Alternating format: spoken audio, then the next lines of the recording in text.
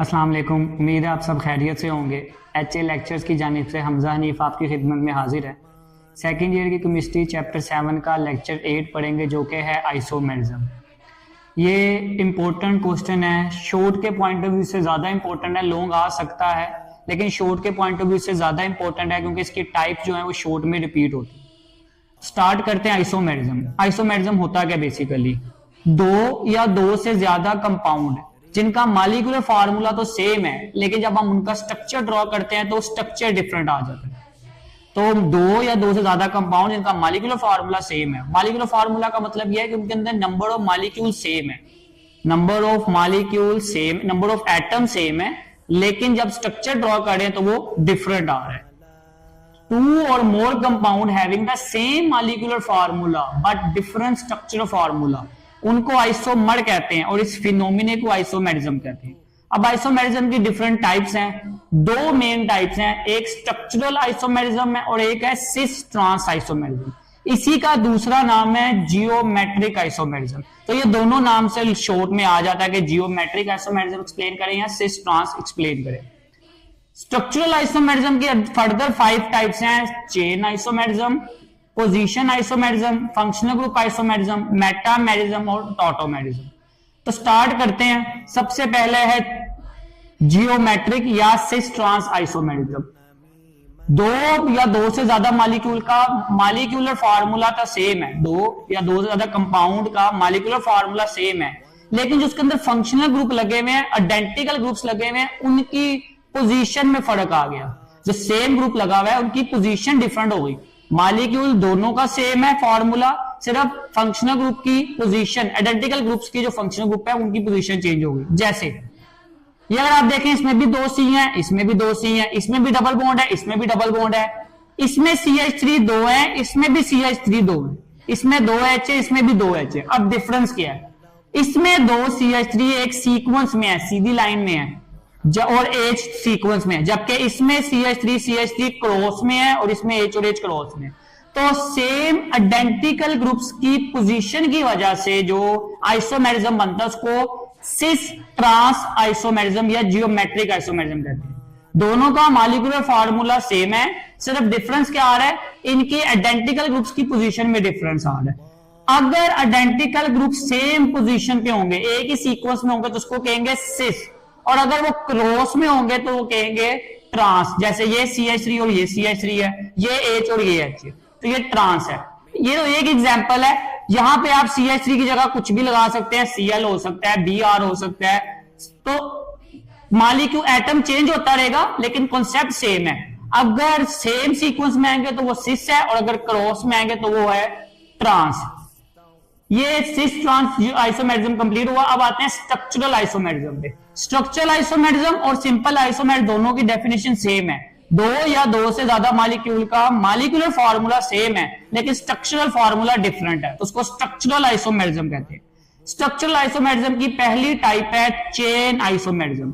इसके अंदर जितने भी नंबर ऑफ कार्बन एटम होते हैं उनकी चेन का डिफरेंस आता है, मतलब कार्बन की पोजीशन चेंज होती है, कार्बन ब्रांच बना लेता है, चेन में आ जाता है, इसको कहते हैं चेन आइसोमेरिज्म।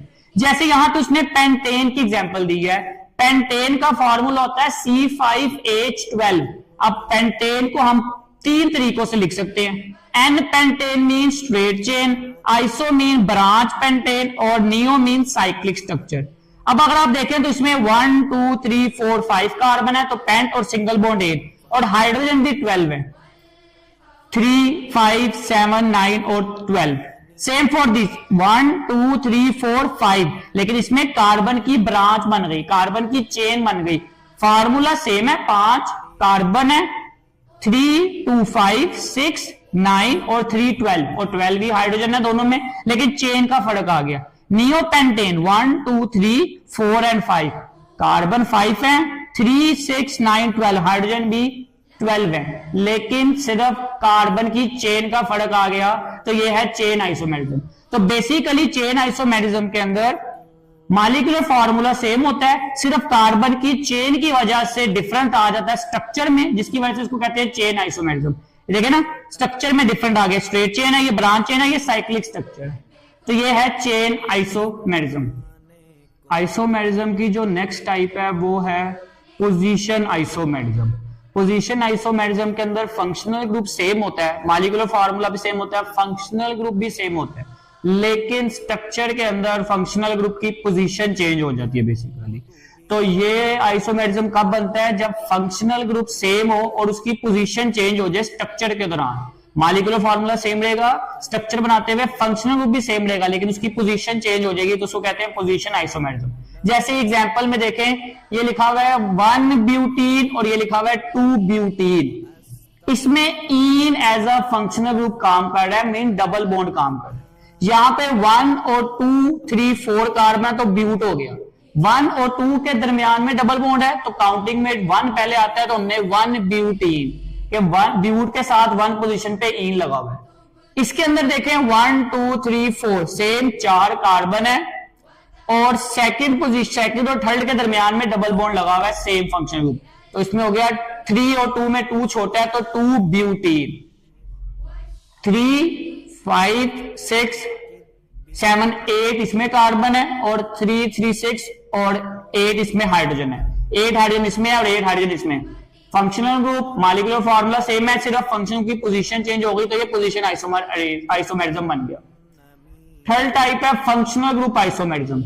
इसके अंदर फंक्शनल ग्रुप डिफरेंट लगा होता है, मॉलिक्यूलर फार्मूला टोटली सेम होता है, जस्ट फंक्शनल ग्रुप डिफरेंट लग जाता है, जिसकी वजह से फंक्शनल आइसोमेरिज्म ग्रुप आइसोमेरिज्म बनता है। जैसे ये वाला O ईथर का फंक्शन ग्रुप है और अल्कोहल OH अल्कोहल का फंक्शन ग्रुप है। इसमें भी 1 2 कार्बन है, इसमें भी 1 2 कार्बन है, इसमें 3 और 6 हाइड्रोजन है, इसमें भी 3 2 5 और 1 6 हाइड्रोजन है।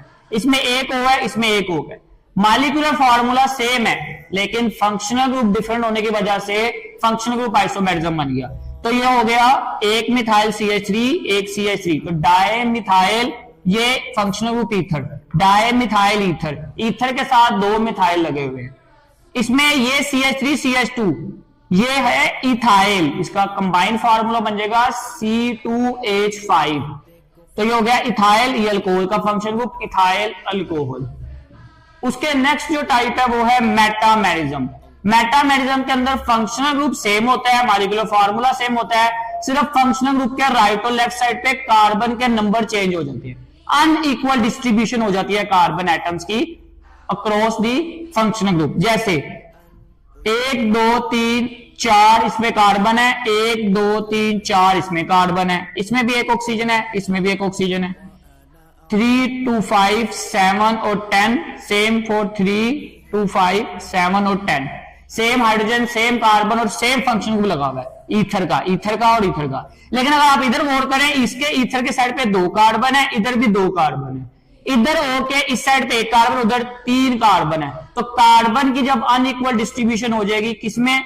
फंक्शनल ग्रुप के राइट और लेफ्ट साइड पे, तो मेटामेरिज्म अराइज होगा। जैसे कि इसका नाम हो जाएगा, ये इथाइल है एक आपके पास C2H5 ओपन करके लिखा हुआ है, 2 इथाइल, डाई इथाइल ईथर के साथ डाई इथाइल 2 इथाइल लगे हुए हैं।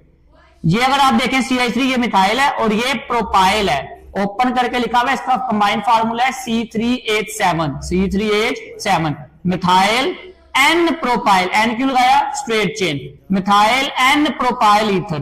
N हमेशा आप 3 कार्बन या उससे ज्यादा पे लगा सकते हैं अगर वो स्ट्रेट चेन में, 2 के साथ नहीं लगा सकते। जैसे यहाँ पे N इथाइल नहीं होता, N मिथाइल नहीं होता, 3 या 3 से ज्यादा हो तो आप N अटैच करते हैं, कब? अगर वो स्ट्रेट चेन में हो, ब्रांच हो तो आइसो, और अगर रिंग बना रहा हो तो नियो।